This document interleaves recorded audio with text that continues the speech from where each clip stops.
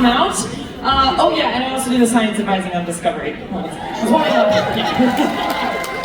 Alright, so if I can invite the cast up, first we have Eve Harlow.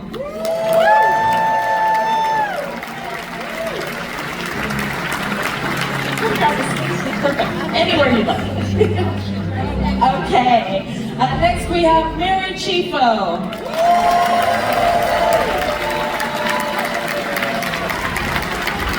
And the wonderful David Ajala.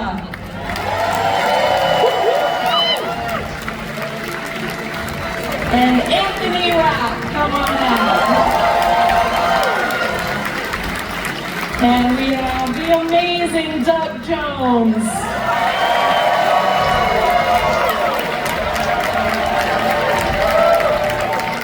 And last but certainly not least, our fearless leader, our wonderful captain, Sonequa Martin Green.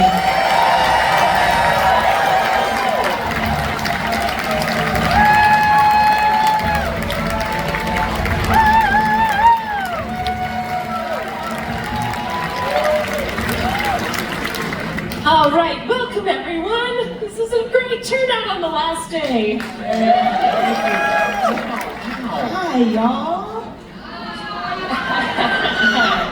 All right, so just to kick things off, I think like most people might have heard your story, maybe you've never shared it before. We're gonna go down the line, maybe talk about just your first contact with Star Trek, whether that was the first time you saw someone wearing Spock ears or the first day you stepped on set. Eve, any early memories of Star Trek you'd like to share? Okay, so I'll be totally honest, I have never watched any Star Trek before I got the job. But having said that, I also think that Star Trek is just a thing that's in the culture always. You know, like it's like everyone has heard of Star Trek, everybody knows what it is. So yeah, it's just always there. It's like, you know, there's a sky, like, you know, there's Star Trek.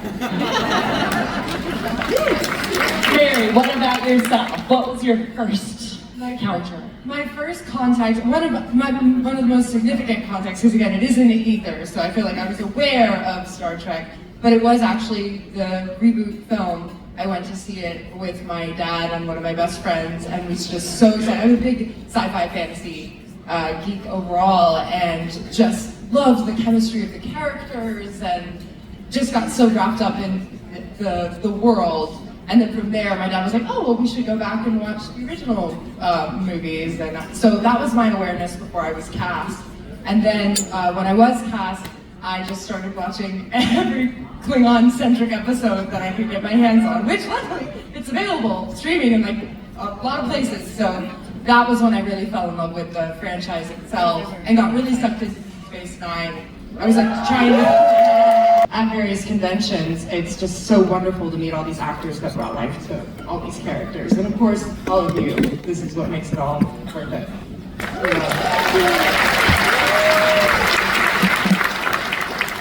All right, David, once you find your microphone. Ta-ta-ta-ta-ta, mic check 1 2. Hey everyone, good morning. My introduction to Star Trek was actually an Eddie Murphy film called Boomerang. And then Eddie Murphy and Halle Berry sat on the couch having schmoozy time, and they talk about an episode of Star Trek on TV, and they talk about being Trekkies. I'm a fan of Eddie Murphy, so I thought if it's good enough for Eddie Murphy's character, it's good enough for Mr. Ajala. I relate to that so Hi everybody, I was a bit of a latchkey kid. My mom was a single mother nurse, and I would come home from school and watch some after school TV, and Star Trek was on TV after school. And I too grew up as a major nerd. And so yeah, I especially loved Spock. Like I just, you know, Leonard Nimoy. But then, like Mary, when I got cast, I then like did the deep dive and watched the other shows, and was just completely blown away to be able to stand on the shoulder of all these incredible actors who brought this universe to life over these many decades.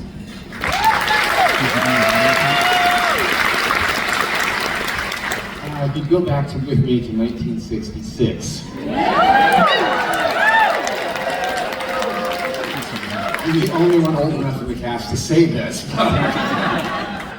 6-year-old Dougie was watching TV on NBC and saw, who's that guy with the pointy ears? I want to be him when I grow up.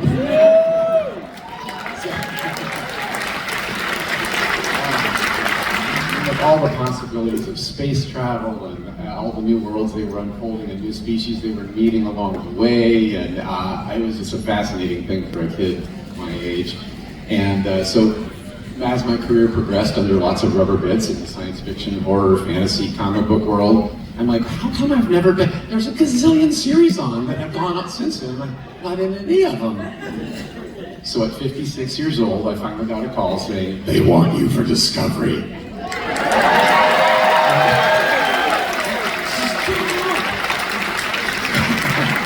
And when the writers, our original showrunners and writers said, you're gonna be a new species called Kelpians, but you're gonna be kind of the Spock of the show.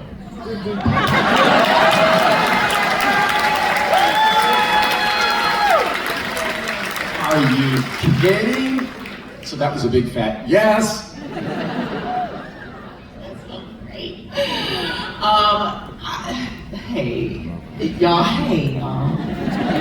Oh man. Okay, yeah. So this show, honestly, I could just sort of sum it up with this show because right. The show niggas. Because I didn't really watch it, much like you. I didn't watch it growing up, but it used to be on TV. And so I would see it running back and forth in front of the TV, like, oh, Star Trek is on. It's like, but I never really sat down to watch it. But I specifically remember Michelle. I specifically remember Uhura. And I specifically remember Geordi. I remember LeVar very much. And Whoopi and, Avery. I remember seeing these people and being like, oh, they look like me, wow, okay. Back to playing. You know what I mean? That was my very first contact. But yeah, like we were saying last night, when we introduced the finale last night, Mimi, I love you so much. She lovely. Welcome to our family. That it's just, we do. Piggybacking on what you said and what you said, Anthony, as well. It's like you really get the sense of that on the cruise, the shoulders that you stand on. Because you do, we know we do, we always talk about it. But being able to be in the midst of those shoulders that we stand on, it's really incredible. Absolutely. All right, so as we all know and love, Discovery was the first show to come back, to bring back Star Trek after a long hiatus.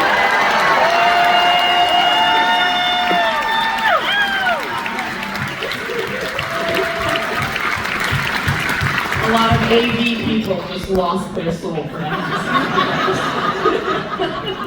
This microphone's been through worse. And we have a few people on the stage that were with it from the beginning, and a few people who got to join along the way. And not to mention all these other wonderful shows that have come since, thanks to the success and the wonderful stories that we've got to hear on Discovery.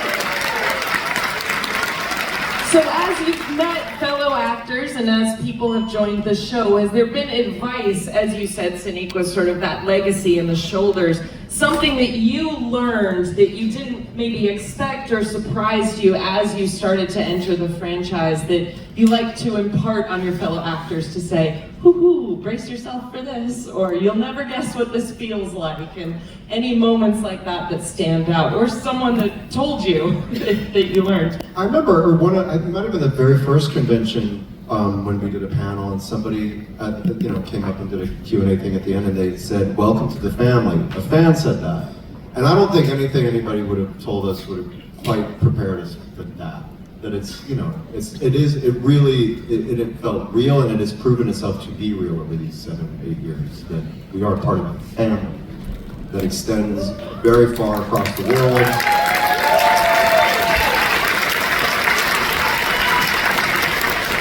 I'm not sure that's true of Marvel. I mean, Marvel's cool. I'm just not sure it's true. It is. I feel like, okay, remember y'all in the beginning when we had a lot of criticism and people was coming for us for a lot of reasons? And it made sense. Did we not always say we understood where they were coming from? And we had so much respect because those criticisms were coming from a place of love and loyalty and intelligence and intellect and all of that. And we would legitimately say that on set. But when we were just like, but will we? Oh, we've got so many people to prove, like ourselves do, and all this stuff. Jonathan Frakes, one of our favorite directors, come on, Jonathan Frakes. He said to us one day, he really shepherded us, and he took us under his wing, he welcomed us in, he was proxy for the rest of the franchise, really. Of course he was for Next Gen, but he really spoke for the entire franchise. He's like, no, welcome, this is how it goes. He was like, you guys, they hated us too. He said they used to get letters that people would write in that they would receive at studio that was like, we don't need you. People would say to them like, why are you trying to get in the way of our Kirk and Spock? We don't need you. And he said it took us like 3 seasons for them to finally take hold of us. And we were like, oh, remember how we were so comforted by that. So I'm still grateful for him to this day because he was really kind of like a papa big brother for us in the beginning. For me, I think Sir Patrick Stewart said it best when I met him at the Oscars. I don't want to boast or anything.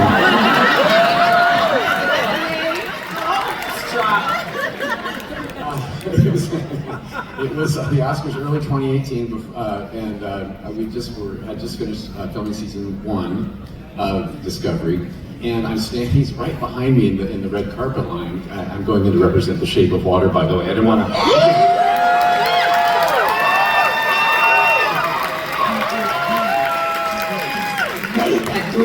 Thanks for letting me slip that in there. So I'm standing in line with Mrs. Laurie, and all of a sudden, it's Patrick Stewart! So I turn and Sir, Mr. Hi, Stewart. Yes, Mr. Patrick. Hi. I'm Doug Jones. I'm in The Shape of Water. That's why I'm here. But anyway, we have a connection. I'm actually also in the new Star Trek series, Discovery. All he said to me was, oh. I hope you know what you're in for.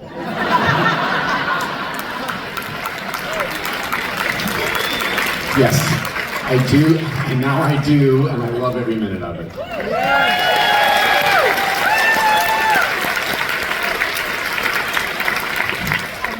I just wanted to say too, agreeing so much with all of this about being at conventions too, because you really do get to have these moments with all these other actors, hear their experiences, and it's just a beautiful thing where you get to have this Trek connection. And then it expands beyond that. And again, you get to then do wild things, like the strange new duets last night, getting to and you with Armin, these various combinations of actors. And then I did want to shout out Doug specifically. For me, I had never done prosthetics before. And this is Star Trek, but also just that you got coffee with me, the very first reading of the pilot. We were in LA and I said, I've never done prosthetics before. And you went, oh.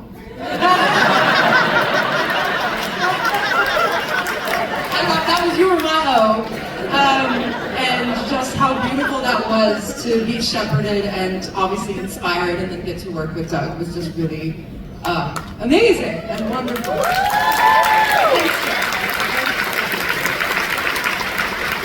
It's so wild when I think about journeys, and specifically journeys of actors, my peers, close friends. Because I remember the week when I got offered the opportunity to join this wonderful, wonderful family.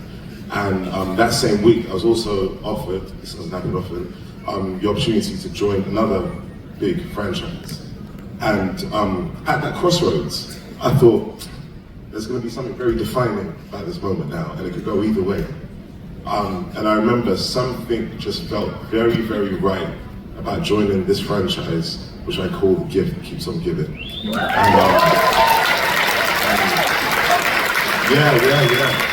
I've learned something. It's I'm so humbled and inspired to be part of this franchise, and I'm so excited for you guys to see season 5. It is an abundance of joy. So I think, well, obviously, hi everybody, I'm new here. Welcome to the family. Thank you. And that's a phrase that I heard obviously when I was on set in Sonequa. I love this human so much. She's just wonderful. And yeah, coming on set, and you're so welcoming. Everybody is so kind. It's so funny because you're walking around and you have these like people who are legends, right? And they're like coming up and being like, hey, just kind. It's like it permeates the entire set. But it's a job, right? So it's like, okay, cool, yeah, this is the family, blah, blah, but then you go on to the next job and whatever. But you guys, this cruise has freaking blown my mind.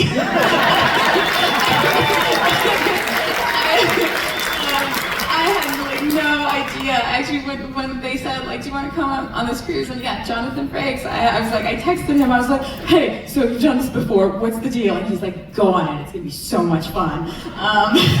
And it has been, and every day has been so overwhelming. And yeah, the welcome to the family thing, like, it's so real. Like, the glitter on my face, somebody gave it to me the second night here, you know? And like, I was like, glitter is now a part of my life. Annie, who dresses Tinkerbell, thank you. You know, other people like hearing flown like hours from across the world to be here. Like Martina from, you know, she flew 14 hours. Yes, over there. Like, dang, girl, you know, like, thank you. And it's just like, it's just wild, and everyone's so kind and wonderful, and like, yeah. So I'm just like everyone with the sentiment that everyone has expressed, being honored to be a part of it. Like, hell yeah, and this cruise is what's kind of cemented that for me. I love that.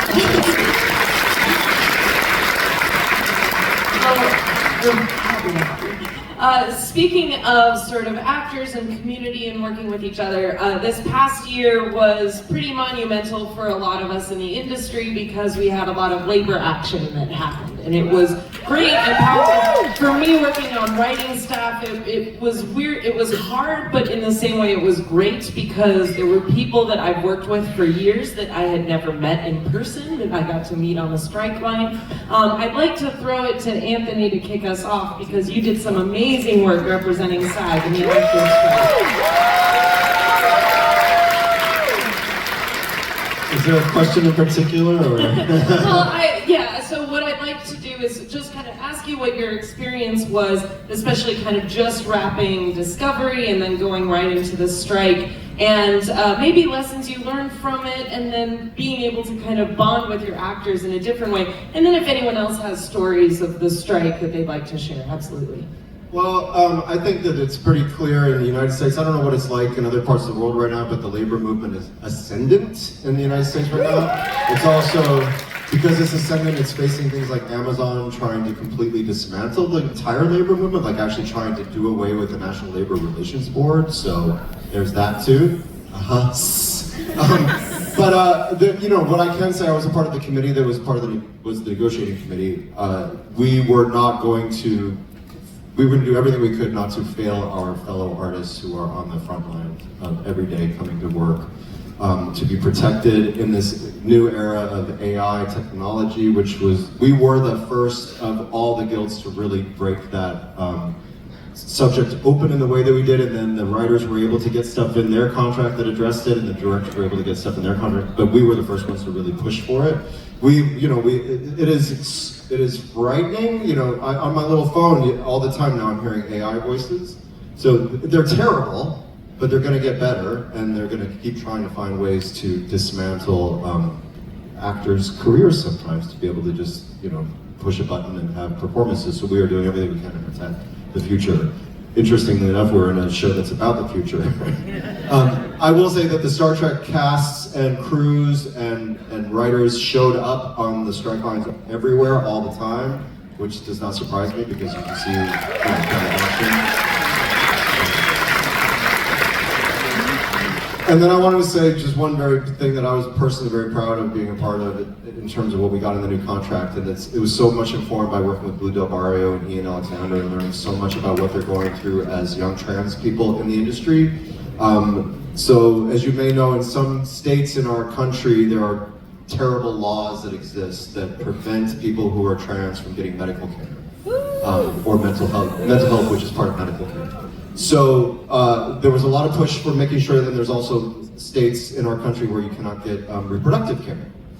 So we wanted to make sure that we could protect, if you're doing a show that films in Texas, that you as a union member, that the producers have an obligation to make sure that you still get the care you need. And I was part of the conversation to make sure that that language also included trans and non-binary folks for the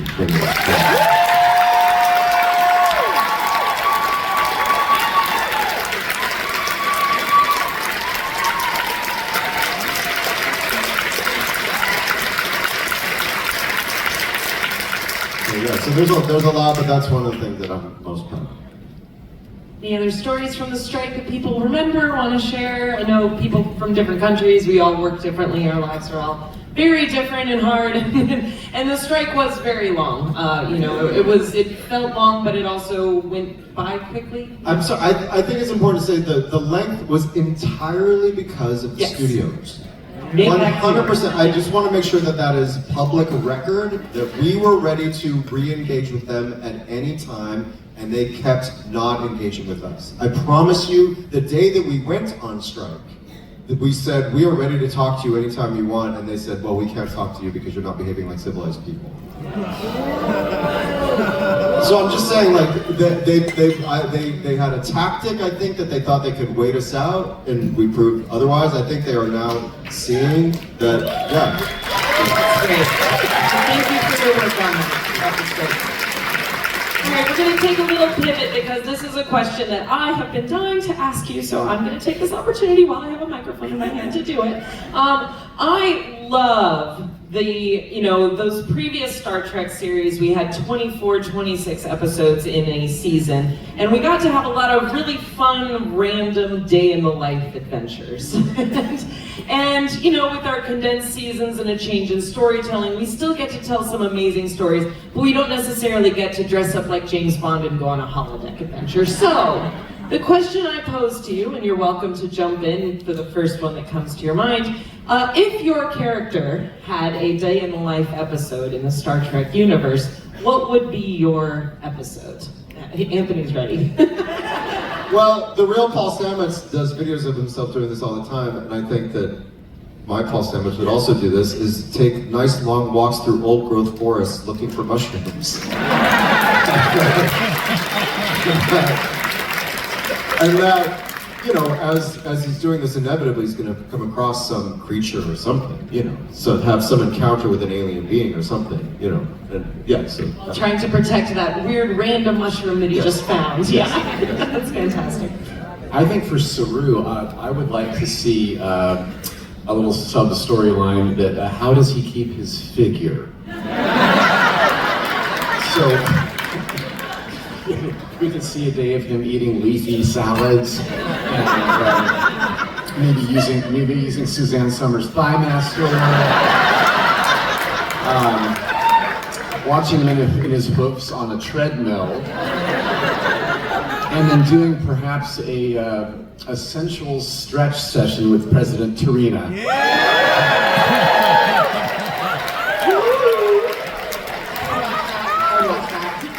Absolutely watch that. We haven't seen Laurel for a while. Let's hear what Laurel's up to. So this is making me think about it. I've done this riff before, but so Laurel kind of sounds like a southern name, like Laurel. And so I have some southern heritage, and I just imagine that Mother's mother is southern, and she'll kind of come in a hologram and go, Laurel, what have you been up to? Why'd you have to go and run off with that albino Klingon?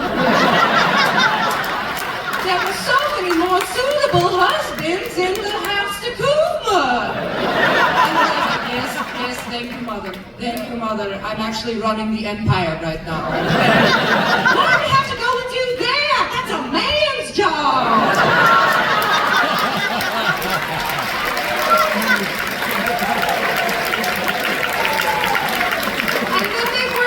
I think it would ultimately be a very feminist episode. Laurel's mother would learn that it's okay to be a chancellor even if you're a woman, or because you're a woman. So yeah, that would be very fun. I can't hear Laurel any other way. Laurel. Can we all say it? 3, 2, 1. Laurel. What you doing, child? If I had a day, if Book had a day, if we had a day in the life episode with Book, it would be an episode dedicated to his original queen. Kingdom Book has 2 queens, Grudge and...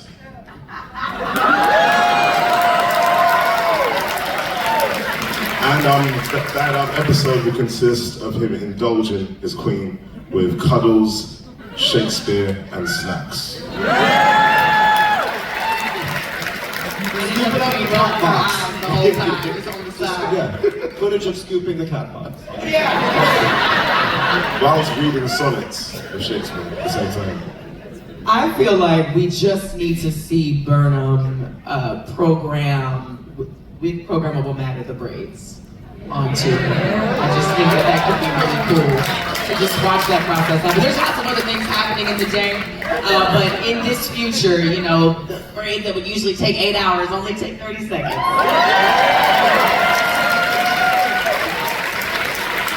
And maybe we could see Burnham actually have fun and relax. Just take the whole hair day. It might take 30 seconds. Give yourself a day. That's right. And then just like play, yeah, exactly. Burnham needs a break, man. It's true. Just get somebody else to Vulcan nerve pinch me so I can just get some sleep.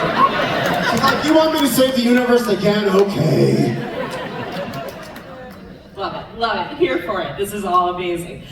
So as actors, what are some techniques or skills from a more technical sense that you took away from being on a show like this? Talk about maybe working with the visual effects, the CGI, Mary and Doug especially with the prosthetics and trying to have a uniform on top of that. And so yeah, please.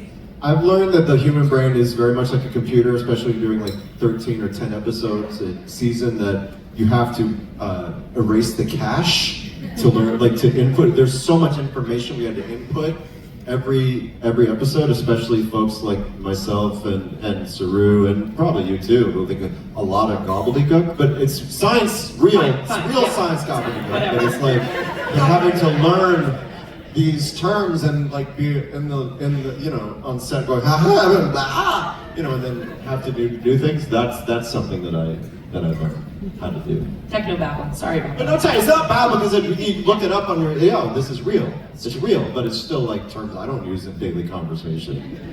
I don't know. We would call it science speak, space talk, technobabble. Yeah, I would say in that realm as well, just I know my technique in memorizing has to be so based in meaning. And obviously at the beginning with the Klingon, I did word for word meaning translation and drilling all of that. And really that came from a lot of my Shakespeare background and breaking down text. And I was so grateful that I really got to strengthen that muscle even more. So that was a big thing. And then I do want to shout out also because it got referenced, Aaron and I produced a short together that we screened, those of you that came, and I'm a human in that. And our editor was editing and was like, this is a weird comment to make, but Mary's eye acting is really great. And I was like, because that's all I had. That you really do learn. I mean, obviously I had more, again, the physicality with the prosthetic and the armor and everything, but to really know, and I felt like I just was, training on how to act on camera in this very intense way, because you learn that a glance or a head tilt or anything can speak wonders, and that's true for the human experience as well, but I'm really grateful that I had the opportunity to sharpen that. Can I just say it's some of the most incredible stuff I've ever seen. The two of you. I could run. I don't know how it's possible, you guys. I mean, I feel this way, that just being able to witness the technique of others, being able to witness what you brought, your brazenness, your ferocity, your passion, your meticulous specificity, oh my goodness, he is a master. He is a master of life work. And so I would watch the two of you, I would watch the two of you and I would watch you too. I would watch, the things that these people created.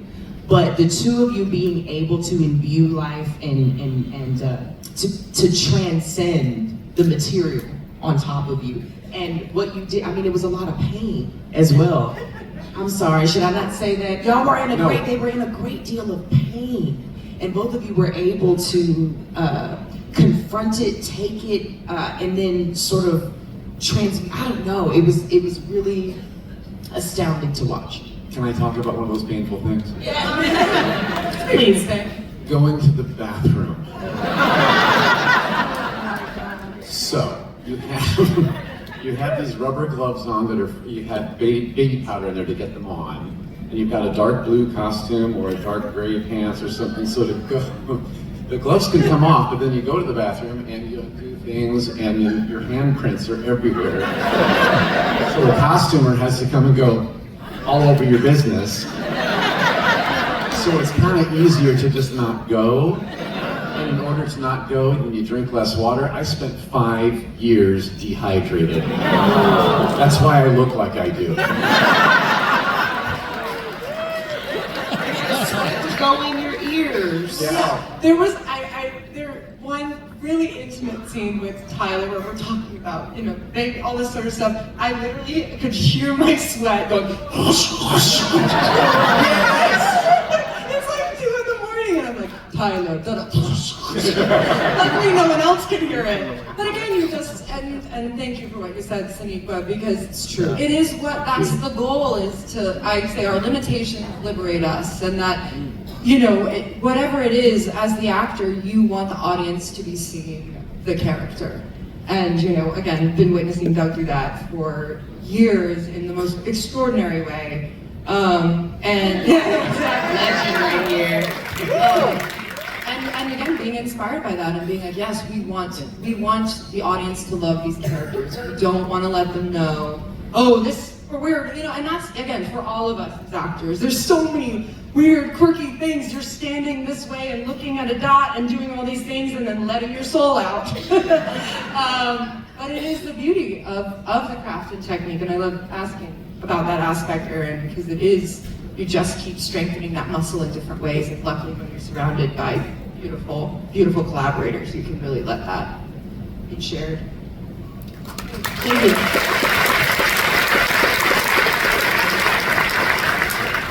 I think for me, one of the most fun things is, I've done other sci-fi before, but this was, I feel like, the most sci-fi, so you really just let your imagination go wild, and it's what's really fun. Also just the people who work on the show are so freaking talented. Can I just say that? It's not, you read a script and you're like, oh, that sounds like it could look cool, and then you show up on set and it looks freaking amazing, and they built it themselves, and it's and that actually makes it easier to use your imagination, because you're given all of the stuff, and sure, you step outside and it's oh, real world, but while you're in it, some of the stuff when I saw clips of it, I'm like, oh, it looks fucking epic, and which is weird to say when something that you're a part of, you're like, oh, it's kind of weird, but it looks amazing, and so I think it's just it's a really fun time to use your imagination. I don't know how, right? Yes, and it's really dope that the actors from earlier iterations were able to experience a little bit of what we did, because we had that we had a technical proficiency that they didn't have just because of the time period, right? But then you think about Picard and how they were able to have that same, you know what I mean? I love that, because they talk about it too, the buttons and switches, where we had a VR wall with 11,000 plus screens and all of this really state-of-the-art innovation. So it's great that they were able to come back to it. I love it. That's awesome. Thank you. So, you alluded a little bit, but I'd also love to hear just some fun stories you have from set. Maybe it's just something goofy, someone dressed as Laurel singing to Demi Lovato. What? Did that happen? I will take that. This was near the end of season 2. I was fully chancellored up, And I had been listening to Demi Lovato's Confident a lot. I had a very strong feminist playlist for Laurel. Shocking, I know. But I'd been listening to it on a loop, and we were, in between setups, and I turned to Shazad and I was like, I've been listening to this song, like, what if we just dance down the hallway? And then Hugo Villasenor, one of our awesome prosthetic artists, was like, yeah, I'll film it. And we did this. There's a video, it's on my Instagram if you want to, like, it's one of my pinned things. We did it in one take coming down the hall, and I just started dancing fully as Laurel to Confident. And Shazad came in right at the right moment. We have our little dance, and then we kind of go off, and that was really fun. And it is those amazing moments where we are, most of the time, I'm up on a thing with ice packs and a fan and everything, maintaining my energy for the rest of the day, but there are these little moments where you get to just jump in and be goofy and celebrate, again, the essence of the character outside of the scene that we were doing, and that will always be a very treasured moment. One of my very favorite. Yes. You should see it. One of my very favorite moments in the entire series that didn't ever make it to camera. Actually, it was filmed. I should have been in the blooper reels and did not make it in. I don't know why, but two people here are involved in that scene. David, Sonequa. Wait.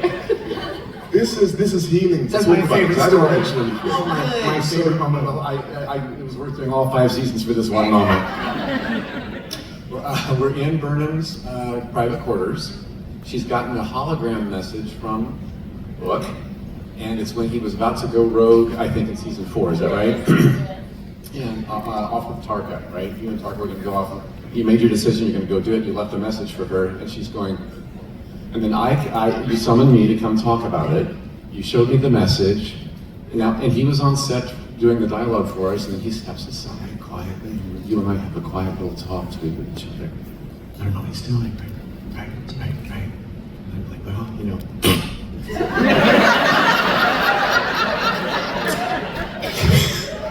And she and I look at each other as though... And then we just start shaking. Mm-hmm.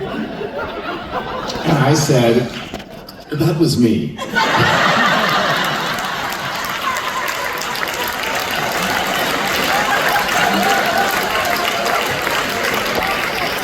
It was so polite, really.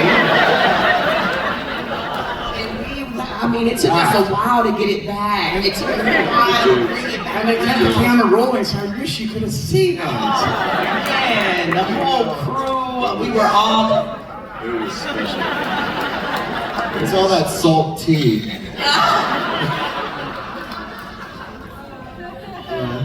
I can't top that. I know, I think we leave it. That's the best story I've ever heard. Yeah, It's I don't think there is any time. Thank you for sharing. I have a moment to share. It's there are a few funny moments, but I'm specifically not going to speak about one because it'll give something away about season 5. But a moment I wanted to share is something that happens in season 5, and I remember speaking to Alex Kurtzman about this at the end of shooting season 4, and it was an idea that he shared with me, and I think it was only Michelle Paradise was the only other person that knew about this thing at the time. And then, cut to season 5. Let me try and explain this without giving anything away. Cut to season 5. We get to, check me on this, we get to come back to Toronto and create something so very special. We did. And I'm so proud and happy that we got to do that, because you know how amazing that was to do. And I can't wait for you guys to experience the very secretive thing, which I can't talk about, which we got to do. Just so you know. We're both so honored, Yeah. That was perfect. You did great. Yes, that's good. We're all safe. All the CBS people can take a breath. Oh, that was, okay. But I agree with you. I feel we can't be up here without having one moment to sing the praises of the incredible Michelle Yeoh also.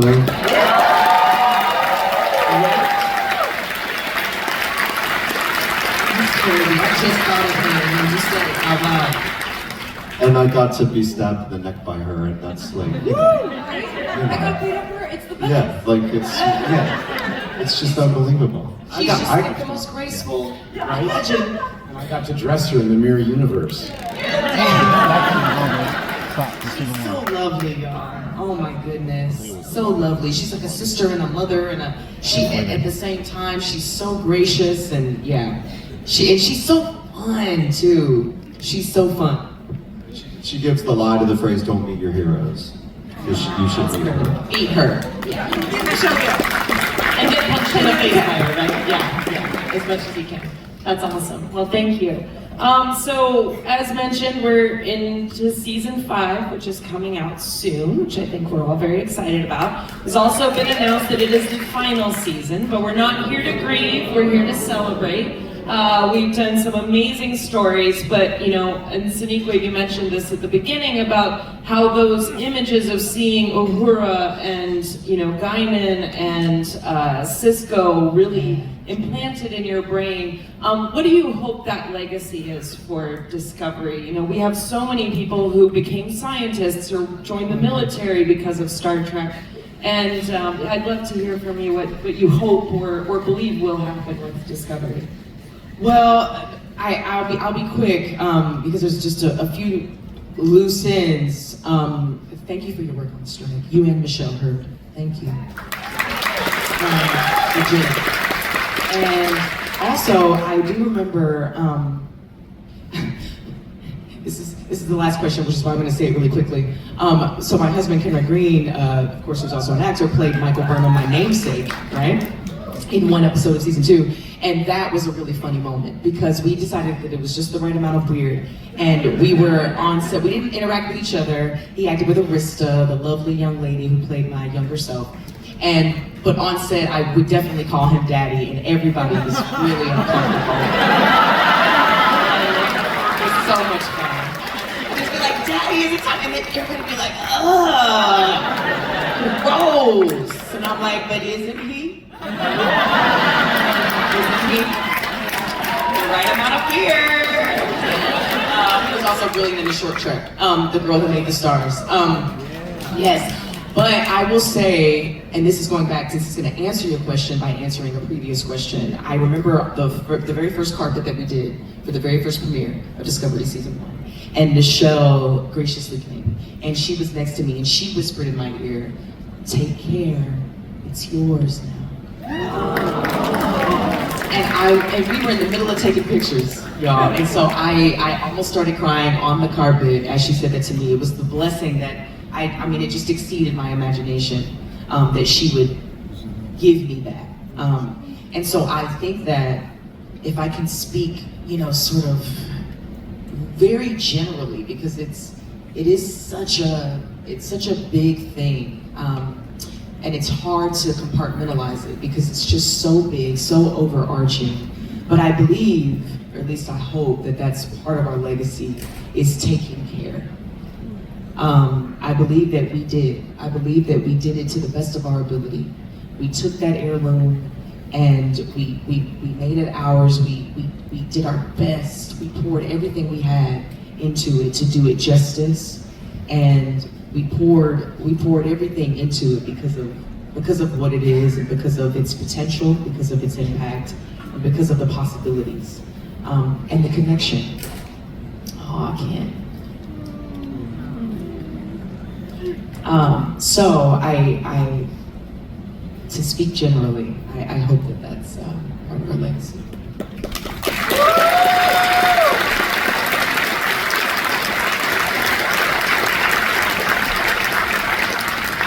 And that legacy, part of our legacy, is 100% proving that the future is queer and genderqueer.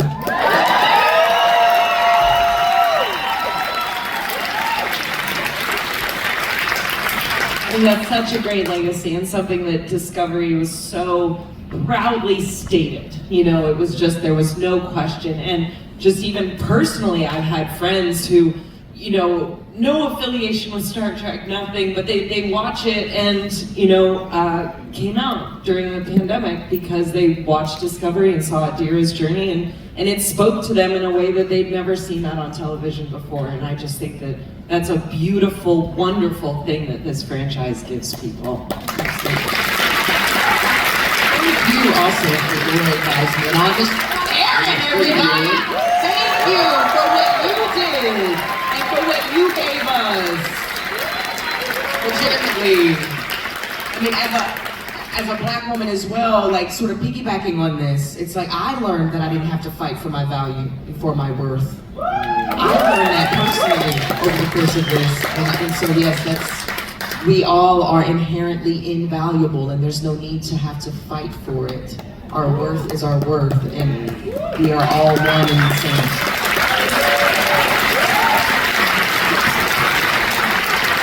To that, I mean, what Sonequa is saying, and this is like, I just bring back all the pain we just always but that's what Sonequa embodies so incredibly. And yet, everyone is so valued on set and off, and that is, I'm luckily not fully unique. There are others, but what you do, that legacy, the legacy, Sonequa, you've created for me, in how I want to move in the world. I just think that's so essential, and that's gonna bring us to an actual world where we are like the Star Trek utopia that we so wish to be, that we are all so worthy, and just, I know we say it a lot, but it's because it's so freaking true. Absolutely. What you create, so just that, I feel incredibly grateful I got to experience that. Thank you, Mary.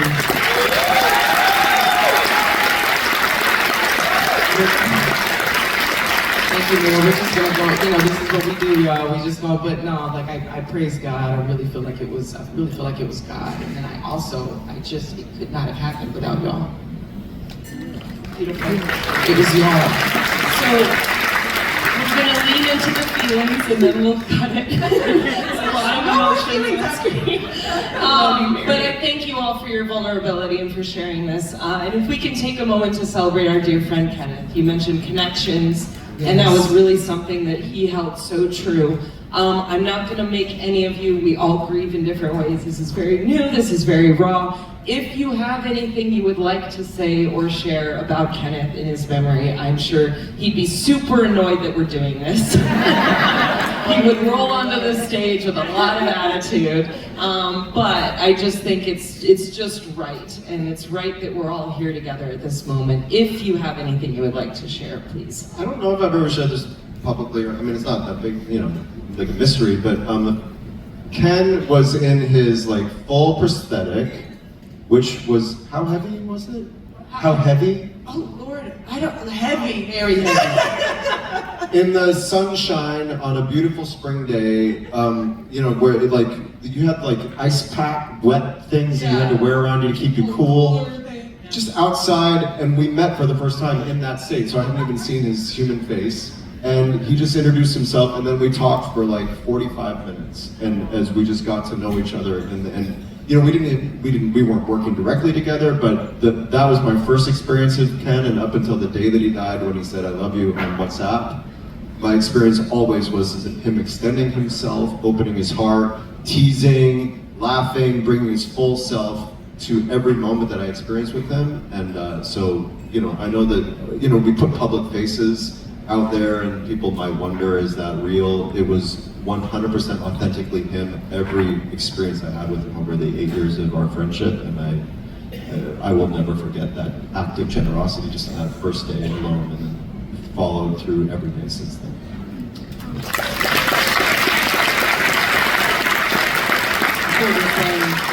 Ray, the way he shared himself, I was talking about it with Connor, he shared himself. He didn't have to do that. What a journey he went through, but he shared it, and he gave it as a gift. And in so many ways, in the jokes, and like you said, that he carried until the very, very end, his sense of humor, his sense of his passion, he unconditionally loved, and he shared himself as a gift. And I will also say, thank you for what you said, and I feel the exact same way about you. And watching you with him It's been lovely. has been life-changing for me. Truly.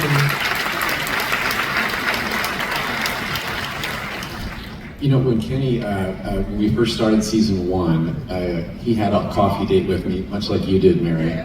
We were all like, He wanted to sit down and talk about wearing prosthetics, what's involved, and what can I expect, we ended up laughing the entire time. He's the funniest man, right? Yes. wicked sense of humor. And as it all progressed on, he was getting fitted for his teeth and his contact lenses, and he sent me a picture of himself on a text in his teeth and contacts, shirtless, going. This just picture of youth and athleticism and joy and humor, and he never lost any of that throughout the entire process. He was Kenny Mitchell until the very end. He taught me a lot about living every day. Thank you. All right, so as we close things out, I think there's just one thing left to say. Captain, if we may, warp engines are ready, coordinates are locked. On your command. Shields up. Black alert. Let's fly.